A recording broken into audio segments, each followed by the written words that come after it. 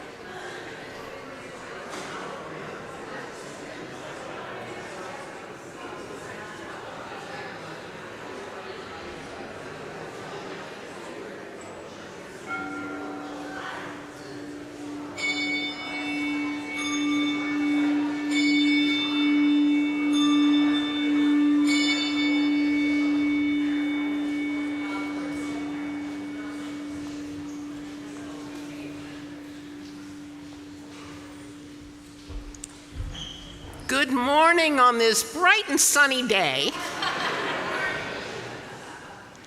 Have you guessed that there's no evacuation drill today? Hey, it's important. Next sunny Sunday we'll do it. Good morning and welcome to the Unitarian Church of Evanston. I'm Melanie Kitchner.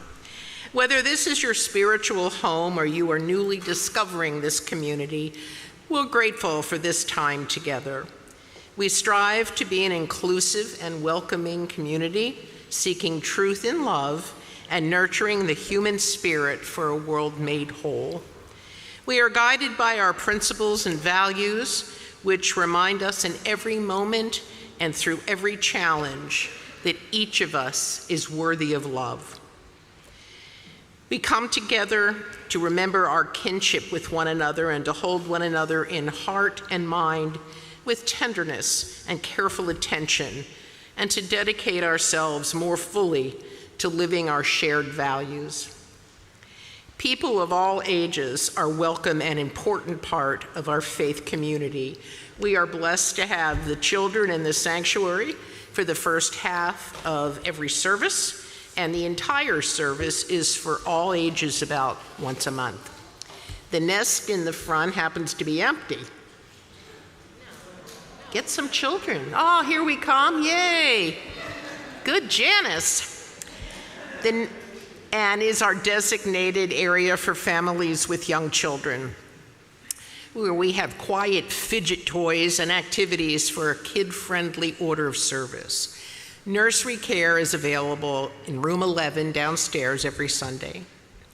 As part of being a welcoming and inclusive community, we have some information posted on the screen that will help orient you to UCE and our service. The launch of Faith Formation program for our young people, children in preschool through 6th grade will go to their program after Joys and Sorrows.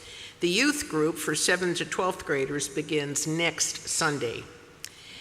All parents and volunteers of the Faith Formation program are invited to room 3 today to celebrate the start of the new church year and to learn more about the program. Interfaith Action of Evanston Vision Keepers Dinner is on October 8th. Our Vision Keeper this year is Mary Beth Roth.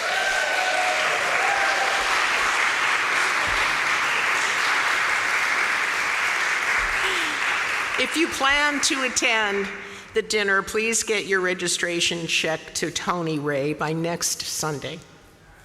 And now let us settle into our shared time of reflection, celebration, and inspiration. As we begin our worship service, those joining us online are invited to bring your chalice as we join in beloved community. Welcome to worship.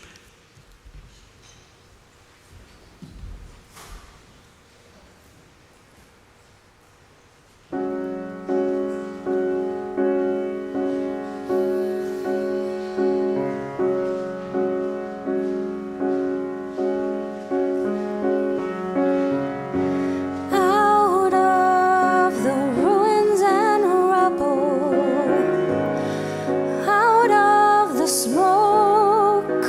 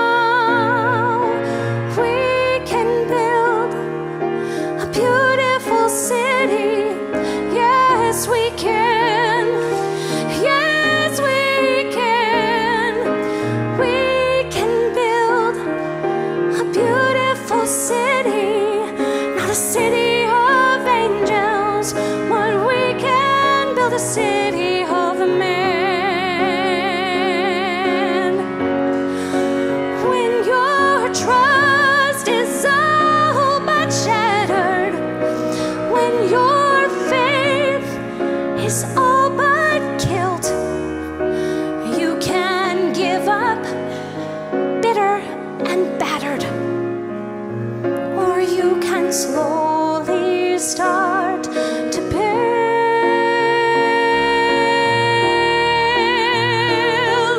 a beautiful city.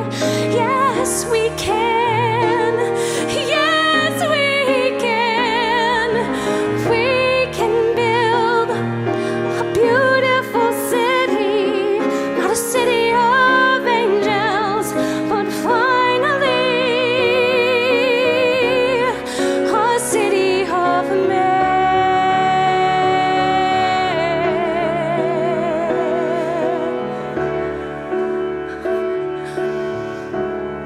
A city of men.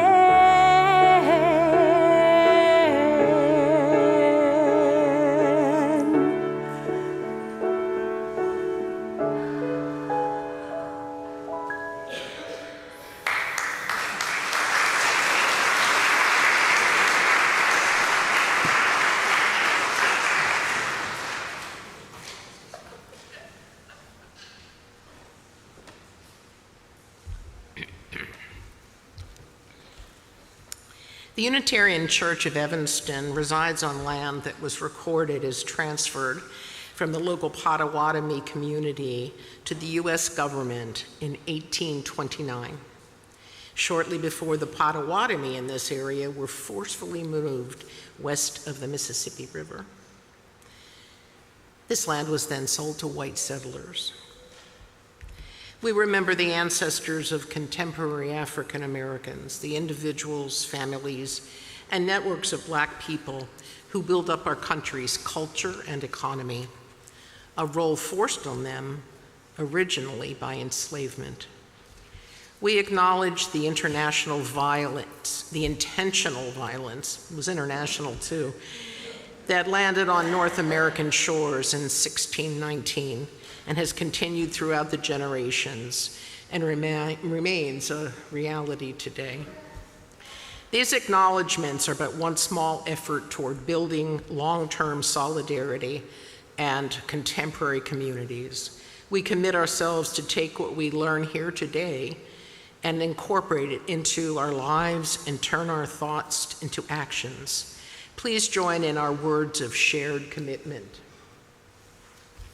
We name these realities with honor of all the ancestors, respect for their descendants, and gratitude for the land we use as sacred space. As we light our chalice, symbol of our living tradition, please join in saying the words on the screen by Francis Cozier, Canadian UU young adult and social justice advocate. We light this chalice today as a people dedicated to personal growth.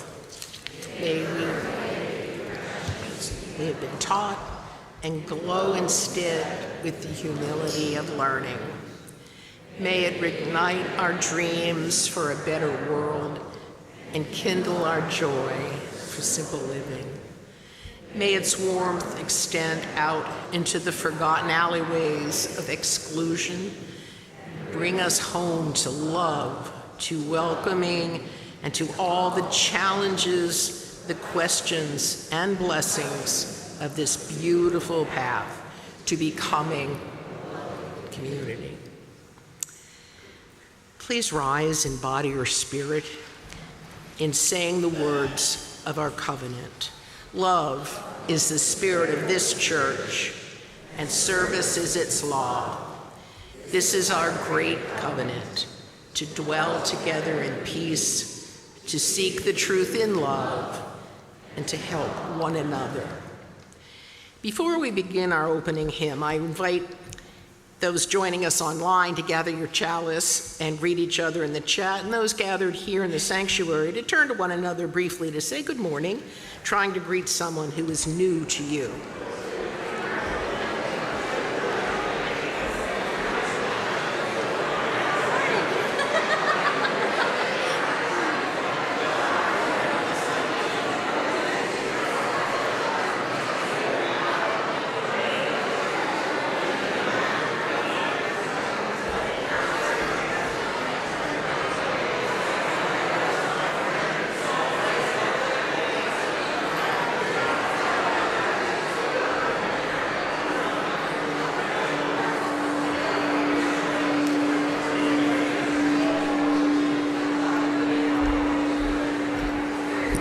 can remain standing if you are willing, but please stay after the service and continue our conversations. If you're new to UCE, please stop by the welcome table, which is with the red tablecloth at the back of the sanctuary, to get more information about our community.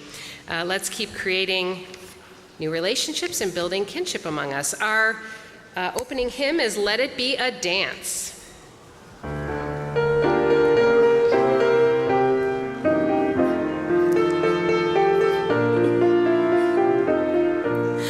Let it be a dance we do. May I have this dance with you through the good times and the bad times too. Let it be a dance. Let a dancing song be heard. Play the music, say the words, and fill the sky with sailing birds. Let it be a dance, let it be a dance, let it be a dance. Learn to follow, learn to lead. Feel the rhythm, feel the need. To reap the harvest, plant the seed. Let it be a dance. Everybody turn and spin. Let your body learn to bend. And like a willow with the wind, let it be a dance, let it be a dance, let it be a dance. A child is born, the old must die. A time for joy, a time to cry. Take it as it passes by. Let it be a dance. Morning star comes out at night. Without the dark there is no light. If nothing's wrong, then nothing's right. Let it be a dance, let it be a dance, let it be a dance. Let the sunshine, let it rain. Share the laughter, bear the pain.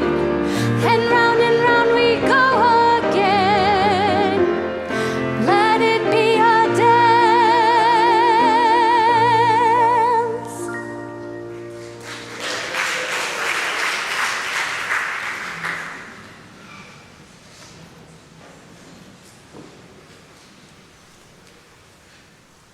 Good morning. I'm wondering if we could get a couple volunteers. Anybody want to help us out with our Wonder Box? You got to show them the top. No, that's the wrong way, Kathy. You got to just make it go the other way so they can read it. There you go. It says Wonder on it. Wonder Box. Anybody? Iris, come on. Iris is going to open up the Wonder Box for us. Well, yeah, we need another person too. Good, all right, good. Okay, so Iris, open the box. What's in there?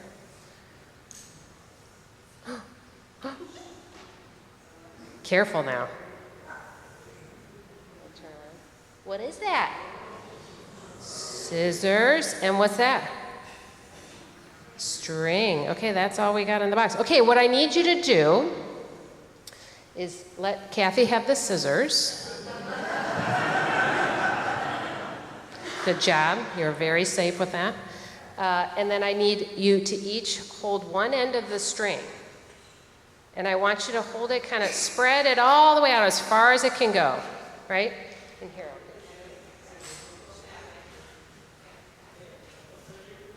There you go.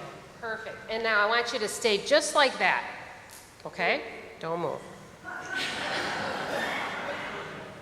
So every Sunday we say that we are all connected to the vast and beautiful web of existence, and you may have heard us read the story of the invisible string. Anybody remember that story?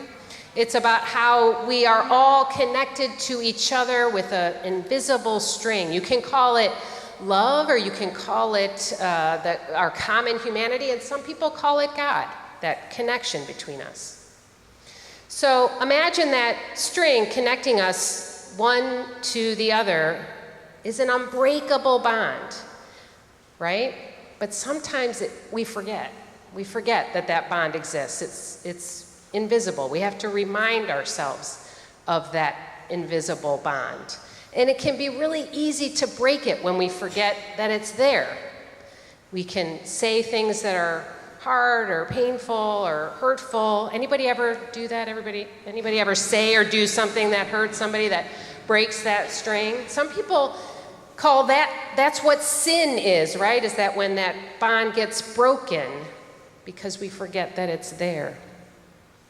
Breaking our connection or cutting the string can happen so quickly, and we often don't even know what we did that made it break. When it happens, though, all is not lost. Though it only takes a second to cut the connection, it takes a lot more effort to repair it. And the only way to repair the connection is if you come a little closer together.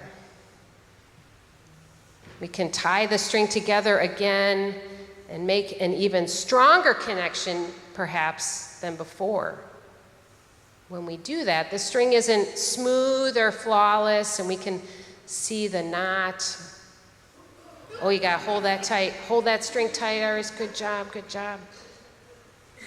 But, we can see the reminder of the broken connection, but we can come back together. Navajo people weave imperfections into their tapestries and their rugs on purpose. They do this partly as an acknowledgement that only the Creator is perfect, but they also believe that when they create something, a little piece of the spirit, a little piece of the soul is left in the creation of the rug or the tapestry. Yeah, you gotta move a little closer. And so they weave that imperfection in there so that the spirit can find its way out, so it doesn't stay stuck, right? It's a way for the spirit to travel, to safely exit the tapestry or rug, so the spirit is never trapped. So as we weave together our community, let's remember that we are all connected. Imperfectly, but tightly. And anytime we feel that the connection is broken, by our words or our actions, we can choose to come closer together to work toward repairing the connection, making it stronger and more beautiful than before. Good job. Can we thank our volunteers today?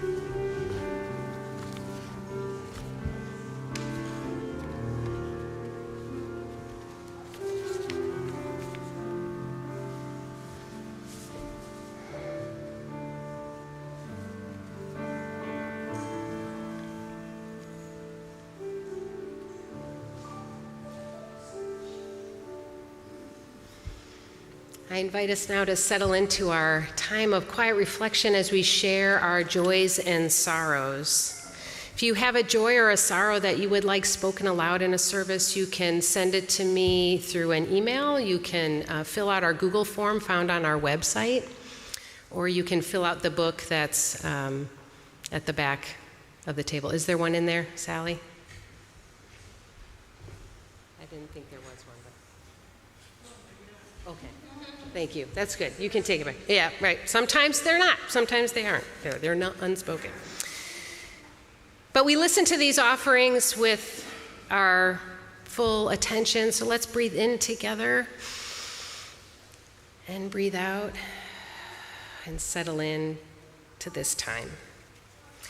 I have just one sorrow that was shared from Andy Fisher, a sorrow for the many killed and injured in North Africa due to the terrible earthquake and the flooding disasters, and also for the governmental bureaucracy in both countries, which kept international aid out and increased the suffering.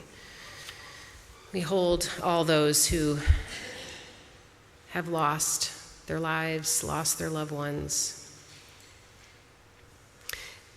And we know that this is not the only sorrow in this room. There are many sorrows and many joys that we celebrate together. And so I invite you to come forward and light a candle, if you wish, to honor the joy and the sorrow that's on your heart this morning. Please come forward now. And if you'd like a candle brought to you, please raise your hand and we will bring one to you.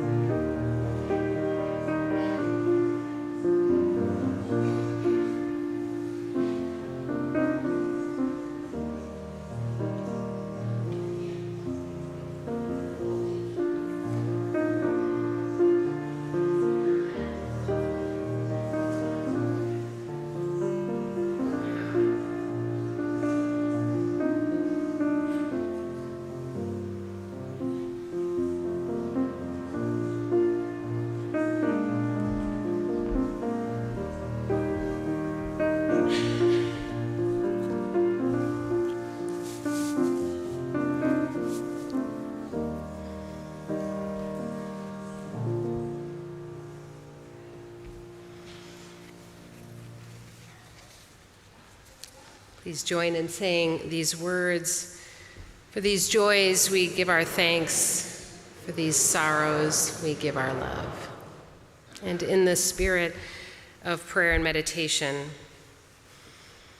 spirit of life and source of enduring love, we are grateful for your power and presence among us, even as we struggle and stumble in our attempts to be in relationship with each other.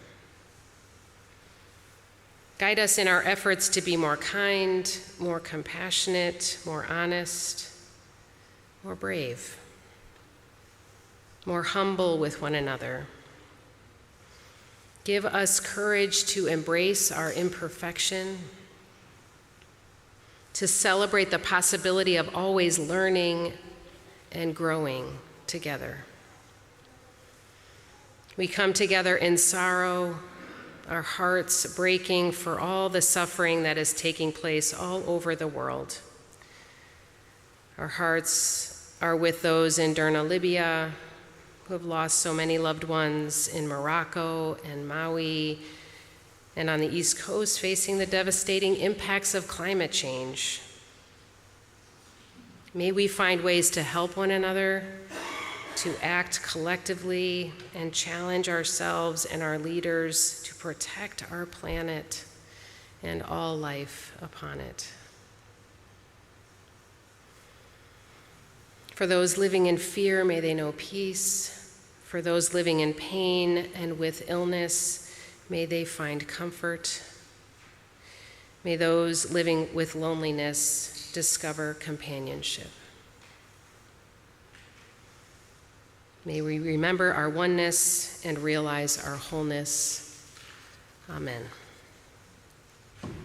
As we sing our response every night and every morn, verse 2, our young people, preschool through 6th grade, are invited to head to their faith formation time with their adult leaders, and we will see you soon. Enjoy.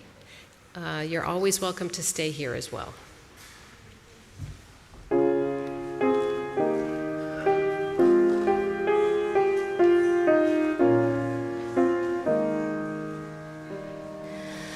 Joy and woe are woven fine, clothing for the soul divine. Under every grief and pine runs a joy with silk and twine.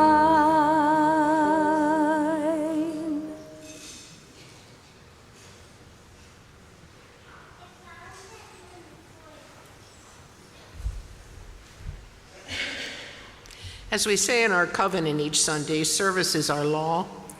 UCE is called by our mission, values, and principles to contribute to our community, to form accountable partnerships, and to express gratitude through giving. Today's offering will be shared with the Unitarian Universalist Service Committee, whose mission is to advance human rights and social justice around the world by partnering with those who are affected by unjust power structures and mobilizing challenge oppressive policies. You may text to give, mail in a check, or give from our website. If you write a check, please put indicate the on the memo line if your check is for shared offering or some other giving. The ushers will now come forward to pass the collection bowls down the rows. Please give as generously as you are able, and what you give bring you joy.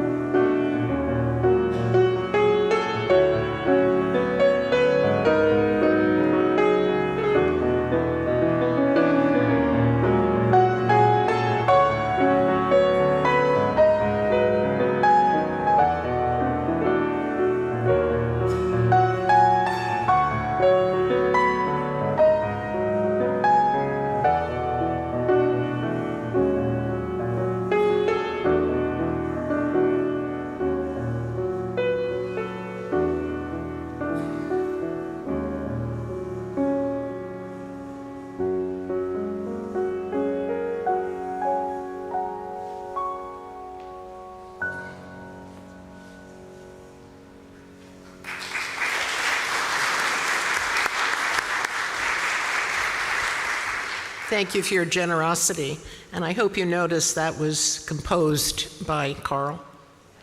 Very nice.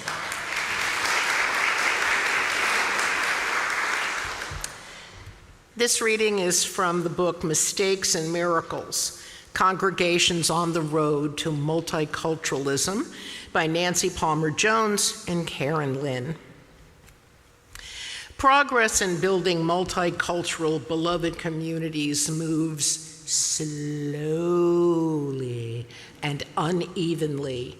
At different times, congregants will find themselves at different locations on the journey, sometimes deeply engaged, at other times mildly interested, sometimes doubting the whole process, exhausted by the ongoing difficulties or resisting change, and sometimes finding again the joy of renewed life, deepened relationships, and the power of living in equitable and loving community. Congregations must commit to staying on the journey for the long haul across changes in ministries, shifting conditions in the wider world, and many generations. Approaching the work with patience, courage, curiosity, and humility becomes a way of being that can lift the sense of burden or weariness and allows congregants to appreciate every phase of the journey. The work of building beloved community doesn't have a single roadmap. There are no digital mapping systems that will take us directly to our destination. Instead, this work is complex and messy. Congregations on the journey to multicultural, anti-racist, beloved community make halting, uncertain progress at times, and at other times feel a rush of emerging life, partnership, and joy. The work is hard, and it's worth it.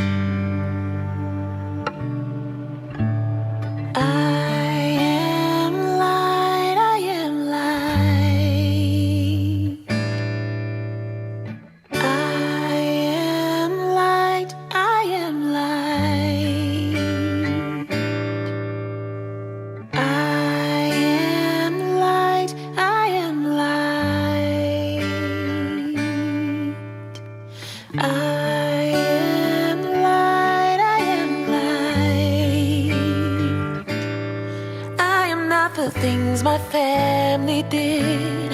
I am not the voices in my head.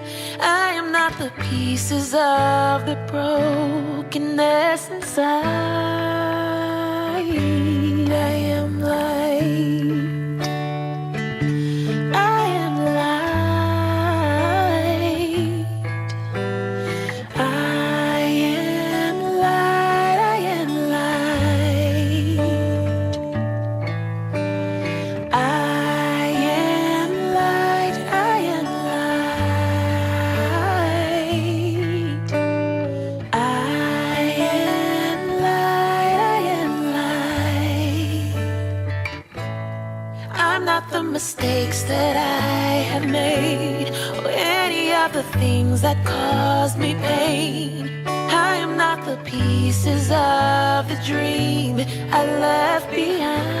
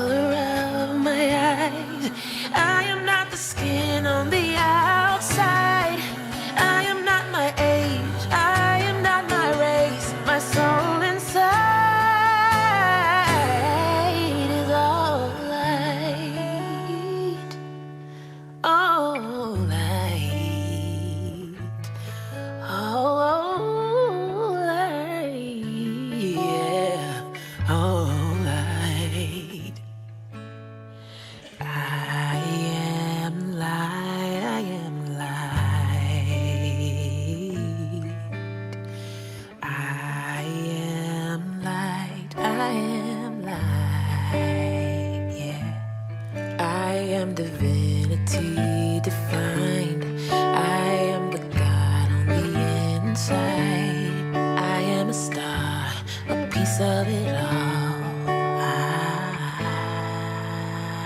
I am light.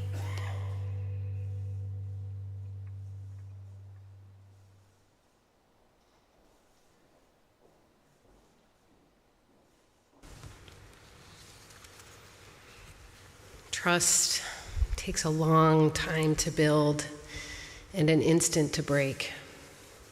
It takes even longer to rebuild trust, but it is so worth the effort. To learn and grow, to live our shared values as progressive people of faith, we need to cultivate trust as we move forward. There is an African proverb, if you want to go fast, go alone. If you want to go far, go together.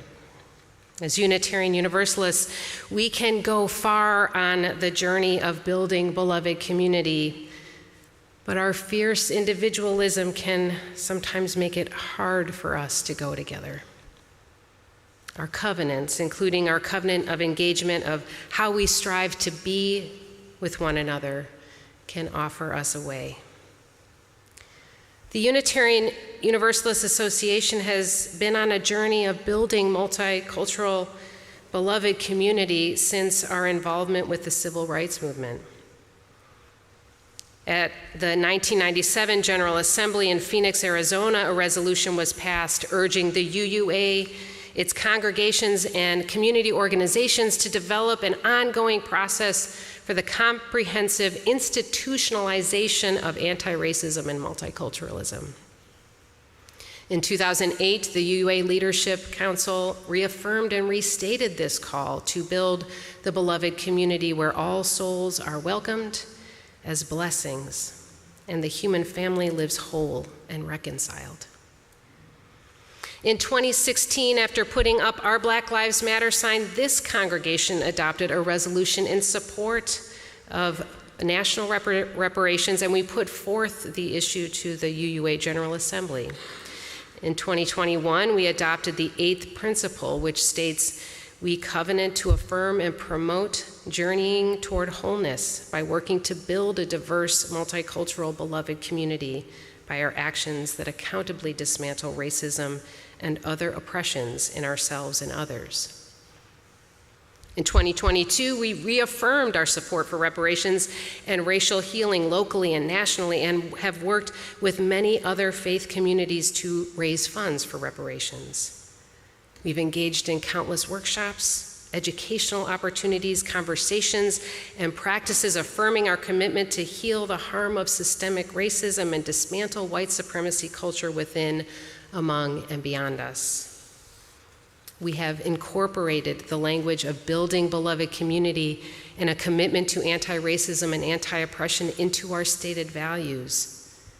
Friends, we are unequivocally and imperfectly on the road to building multicultural, anti-racist beloved community, as the authors of our reading stated. And we're at a critical moment on that journey. It's getting harder. It's getting messier, it's getting personal. I'm hearing more and more expressions of weariness on the road. And I feel that weariness too. It's hard, hard work, full of heartbreak and disappointment and the frustration of feeling like we're not getting anywhere.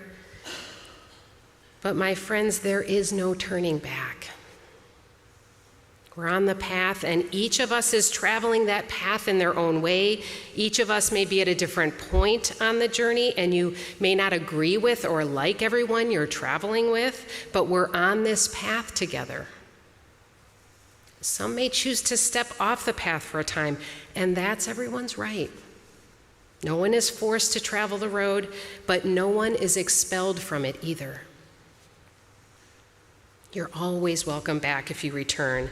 For some, we're not moving fast enough, and for others, we're going too far.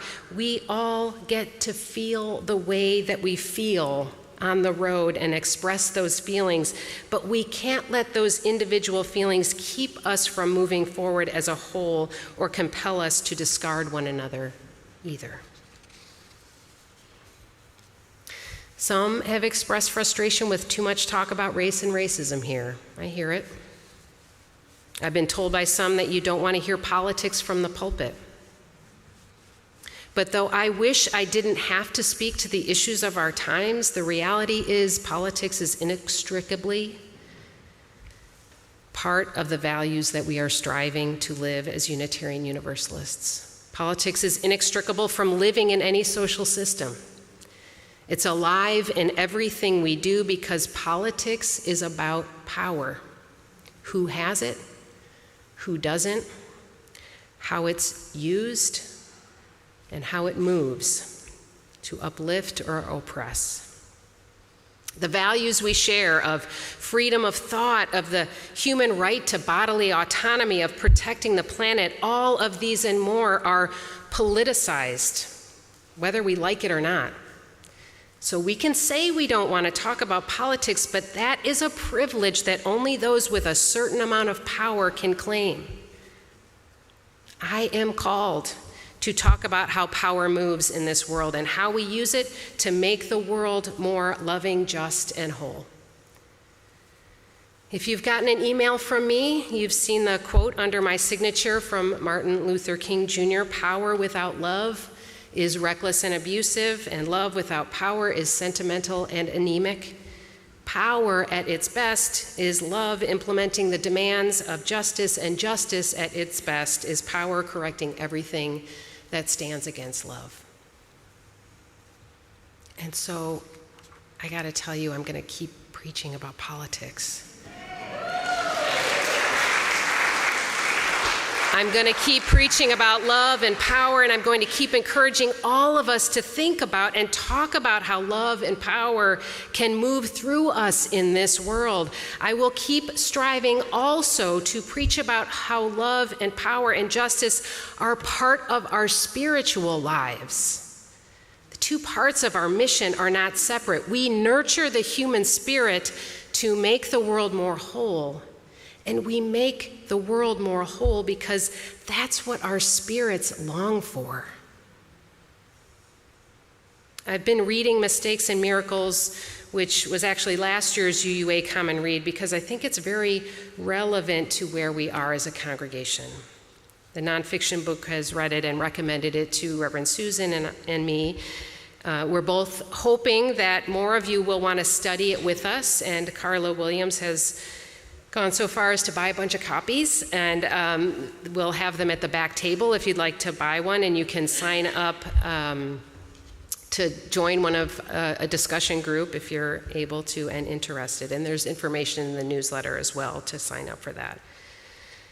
The book is a study of 5 different UU congregations that are on the road to multiculturalism, and they draw out some common threads that each congregation strives for and wrestles with. Some of those common threads include a willingness to step out of one's comfort zone and risk making mistakes. Other common threads are patience, perseverance, courage, and humility. Knowing conflict is inevitable and a necessary part of being in relationship. Being in relationship with ourselves, each other, and the wider world is at the center of all we do. It's why we're here, and it's the way of moving forward. I've had some remarkable and enlightening conversations of late that I want to share a little bit about, and I'm not going to name anybody or share any specifics, but I want to share some of my learnings from those conversations.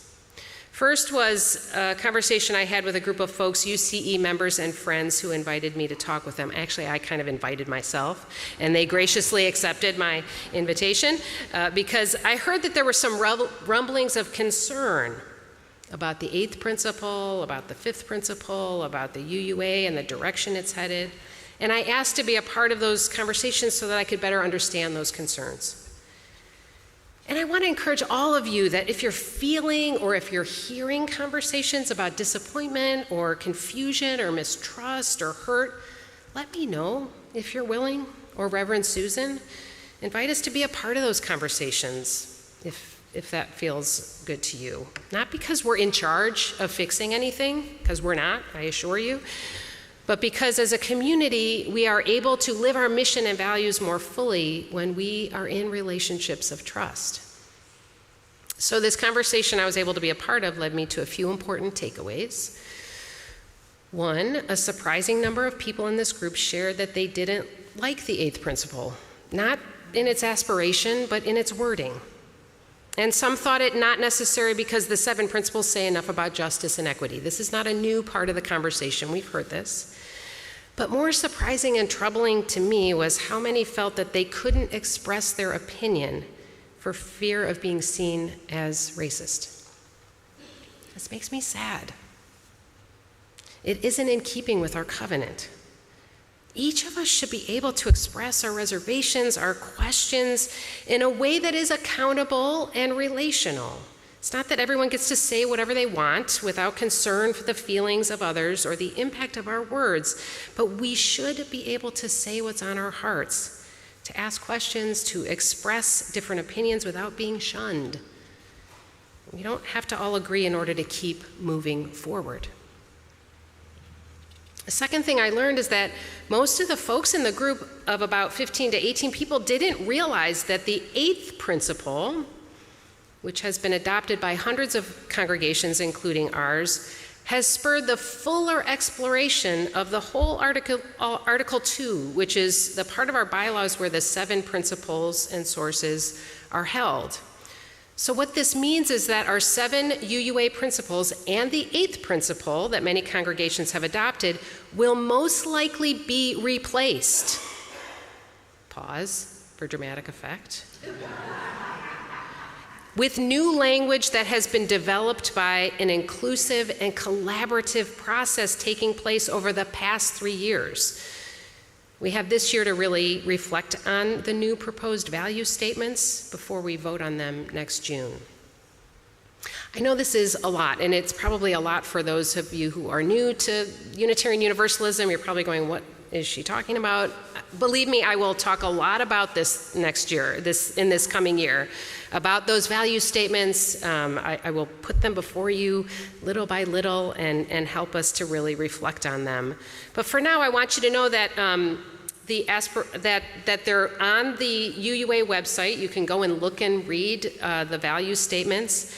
And I want you to notice that many of the words and the sentiments of the 7 principles and the 8th principle are embedded in that new language in a beautiful way. Not that I'm biased, but I am biased. This conversation, though, that I had with these folks reminded me of how important it is to keep talking and listening to one another, to practice openness and not shutting anyone out or shutting anyone down. As we strive to include everyone's voice as best we can, we also resist the pull of individualism, which keeps us from making progress on the road to building beloved community. As we listen to one another, including dissenting voices, we mustn't let disagreements keep us from growing, from evolving, and responding to the moment with courage and conviction. The other conversation I want to tell you about was a restorative circle led by Dr. Gilo Kwesi-Logan, one of our consultants from the YWCA Equity Institute and part of the team that helped us form our anti-oppression task force. Reverend Susan and I have asked Dr. Logan to accompany UCE in a healing and restorative process after an incident at the rummage sale this past May. Some of you have heard bits and pieces of this story. To summarize, at the sale this spring, an exchange happened between 3 of our rummage sale volunteers and 3 customers where harm was experienced in several different ways. This incident was what Dr. Logan calls a racialized incident, meaning an experience of harm where race was a factor. It was a factor in how that harm was perceived and felt. Please understand that I am not calling anyone a racist, and I am not saying what happened was an act of racism. I wasn't there. It was an incident that has had many ripple effects in our congregation in which feelings and hurt have been escalated and experienced in several divergent directions. It has also been an opportunity for us as a community to recognize that conflict is inevitable on the road to building multicultural, anti-racist, beloved community.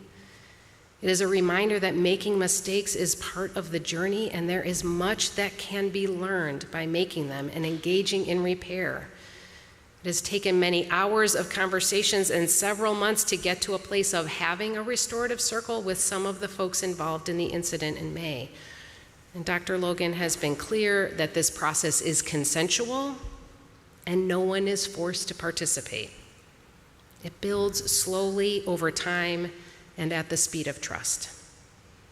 It was not an easy conversation, and those who chose to be there showed courage and vulnerability. Dr. Logan was masterful in setting the tone, creating the safety to allow for brave space to emerge, for honesty and learning to take place. I'm deeply grateful to him. This was one conversation, and it's not the end of the journey, and it does not mean that all harm has been addressed, that all harm will be prevented, or that everything is fine. When hurt happens, when mistakes are made on the road to building beloved community, as they inevitably will be, there is no going back to how things were before the damage was done. That's just the reality.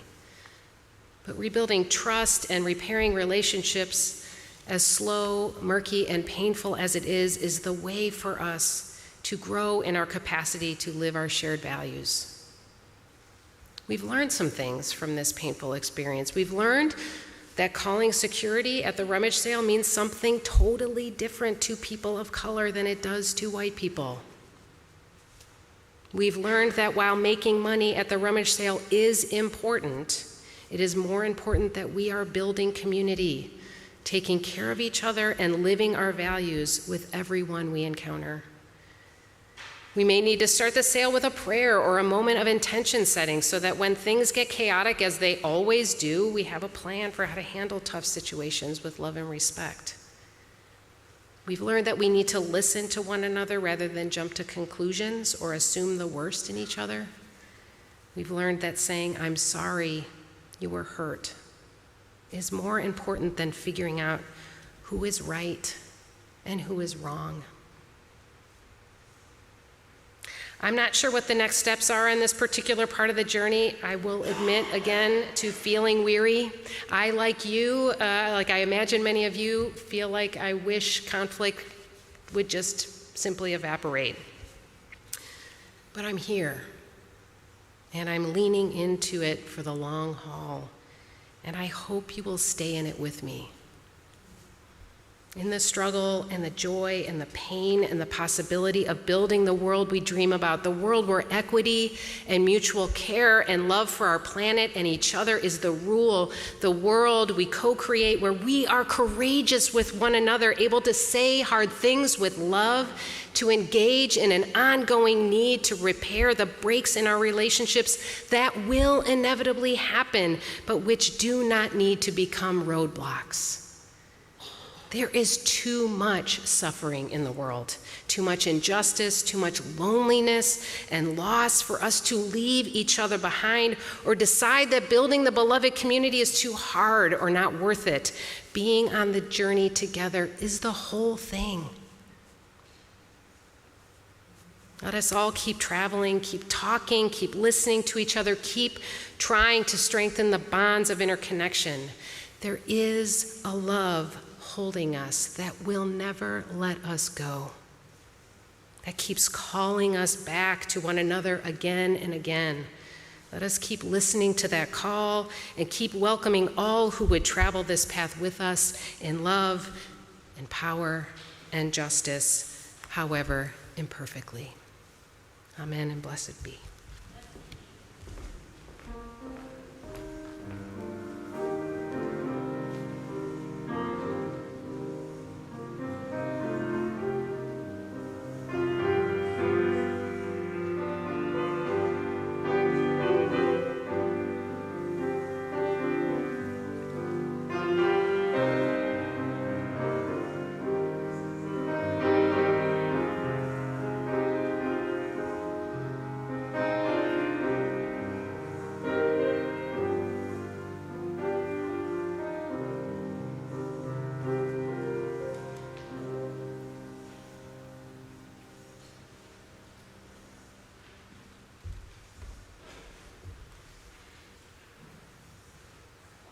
As we extinguish the chalice, please join in saying the words on the screen by the Reverend Elizabeth Sell Jones.